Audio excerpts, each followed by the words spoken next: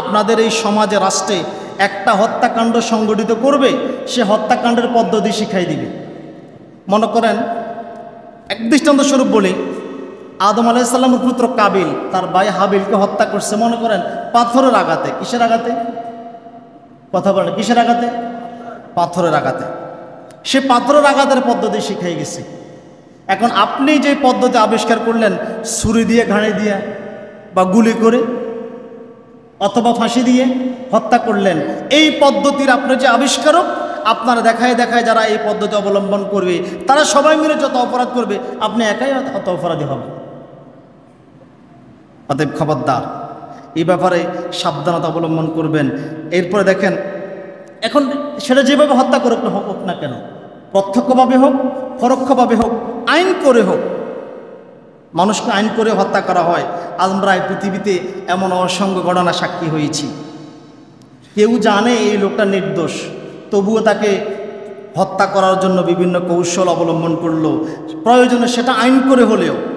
পৃথিবীতে এখন বলবেন যে হুজুর কী বলতেছেন এগুলা, তো এই সে অপরাধ করলে তাকে কি হত্যা করা হবে না? কি অপরাধ করছে, আপনার কাছে কী প্রমাণ আছে? তাহলে আপনি যদি বলেন আমরা যে মাযহাবটা অনুসরণ করি, এই মাযহাবের নাম কি? কোন মাযহাব বলেন তো? হানাফি মাযহাবের ইমাম কে? ইমাম আবু হানিফার অপরাধ কি ছিল?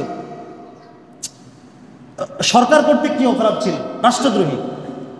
সরকার কর্তৃক কি অপরাধটা ছিল? সরকার উপাধি দিয়েছিল সে রাষ্ট্রদ্রোহী।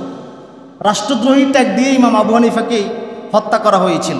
তাহলে আপনি যদি বলেন যে এই মুমিনটা অপরাধী, সে রাষ্ট্রদ্রোহী, তাকে এভাবে হত্যা করলেন, তাহলে তো আপনি এক রাষ্ট্রদ্রোহীর মাযহাব অনুসরণ করতেছেন। তাহলে আপনি এক রাষ্ট্রদ্রোহীর মাযহাব অনুসরণ করতেছেন না? কি জবাব দিবেন আল্লাহর কাছে? কি জবাব দিবেন? জবাব দেওয়ার কোনো উপায় থাকবে? ইমাম আবু হানিফাকে আসলে অপরাধী ছিলেন। ইমাম আবু হানিফার অপরাধ একটাই ছিল, সে অন্যায়ের বাধা দানকারী ছিল। কিসের বাধা দানকারী ছিল?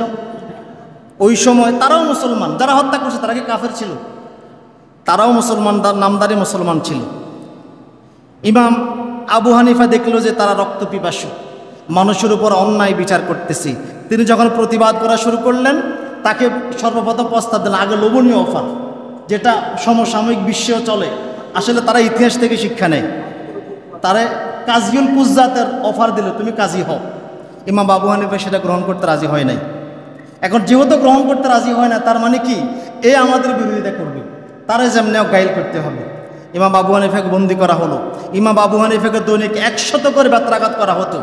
একদিন শাসক নিজেই গিয়ে ইমাম আবু হানিফাকে বলতেছে, আপনি এই পদ গ্রহণ করেন, আপনি কাজিল কুজ্জাত গ্রহণ করেন, আপনি এর জন্য যোগ্য। ইমাম আবু হানিফা বলতেছে, কখনো না, আমি এই পদের জন্য যোগ্য নই। শাসক বলতেছে, আপনি মিথ্যা কথা বলতেছেন।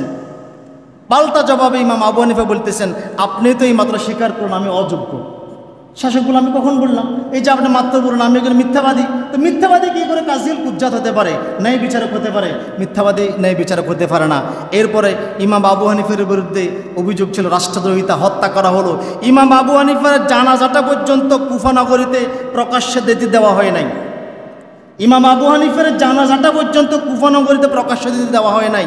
তার জানাজা তার কিছু শিষ্যরা গোপনে নদী পার করে ইমাম আবু হানিফার জানাজা আদায় করেছিল।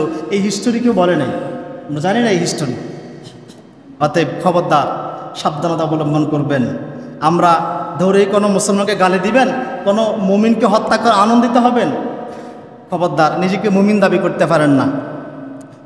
আল্লাহ নবীর হাদিস থেকে দেখেন, আল্লাহ নবী সাল্লাল্লাহু আলাইহি সাল্লাম বলেছেন, সিবাবুল মুসলিমি ফুসুকুন, কোনো মুসলমানকে গালি দেওয়া ফাসিকি। মুসলমানকে গালি দেওয়া, হয়তো সে অপরাধী হতে পারে, সে কোনো পাপে জর্জরিত হতে পারে, তবে আপনি তাকে গালি দিতে পারেন না। ওয়া কিতালুহু কুফরুন, এবং তাকে হত্যা করা কুফরি।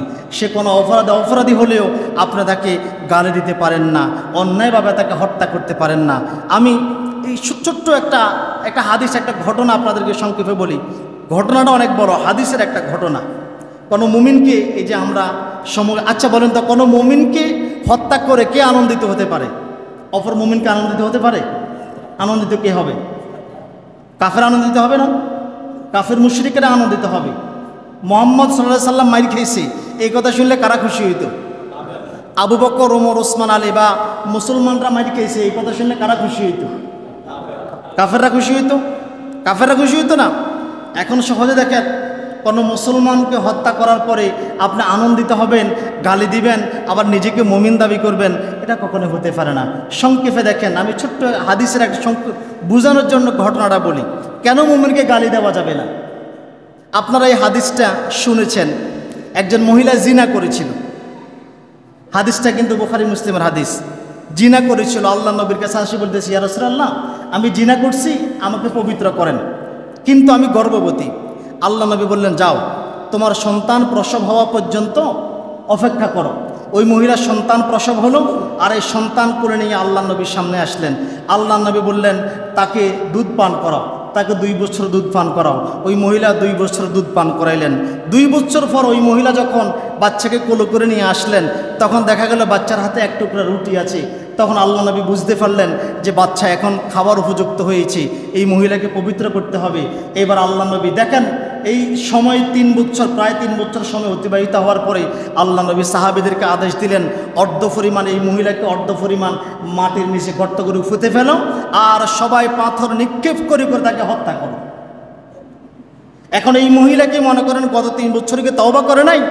এই মহিলা যদি মুমিন না হতো, তাহলে কি সে নিজে এসে আত্মসমর্পণ করতো?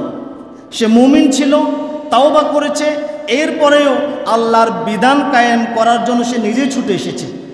ইয়া রাসূলুল্লাহ, আল্লাহর এই বিধান প্রতিষ্ঠিত করেন। কেননা যেই 3টা অপরাধের জন্য মৃত্যুদণ্ড দেওয়া হয়, তার 2টা থেকে বাঁচার উপায় আছে। আপনি কোনো মানুষকে হত্যা করেছেন, তার রক্তফোন দিলে আপনি স্বাধীন, মুক্তি পেয়ে গেলেন। আপনি আল্লাহর বিরুদ্ধে চলে গেছেন, মুরতাদ হয়ে গেছেন, তওবা করলে আপনাকে ক্ষমা করে দেওয়া হবে। কিন্তু বিবাহিত বিবাহিত লোক যদি জিনা করে, তার বাঁচার কোনো উপায় নেই, তার বাঁচার কোনো উপায় নেই। তার উপর রজম অবশ্যই করতে হবে। সে তওবা করলেও তার বাঁচার উপায় নেই। কেন? সে পরিবারের মতো পবিত্র সংগঠন নষ্ট করেছে। এখন তাকে অর্ধ পরিমাণ মাটিতে পুঁতে যখন পাথর নিক্ষেপ করা হচ্ছে, তখন পাথর নিক্ষেপ করতে করতে খালিদ বিন ওয়ালিদ রাদিয়াল্লাহু তাআলা আনহু খুব জোরে একটা পাথর তার মাথায় মারলেন। তার মাথা থেকে রক্ত ছিটছির করে খালিদ বিন ওয়ালিদের নাকে মুখে এসে লাগলো। খালিদ বিন ওয়ালিদ তাকে গালি দিতে শুরু করলেন, ছি ছি ছি ছি ছি, একটা নাফাক অপবিত্র মহিলার রক্ত আমার শরীরে এসে পড়লো।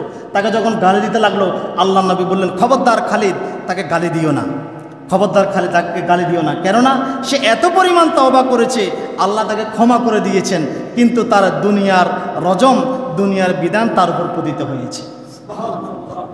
অতএব কোনো মুমিনকে গালি দিবেন, হত্যার পর আনন্দিত হবেন, এমন কোনো সুযোগ নেই। আল্লাহ তাআলা আমাদেরকে ক্ষমা করুক।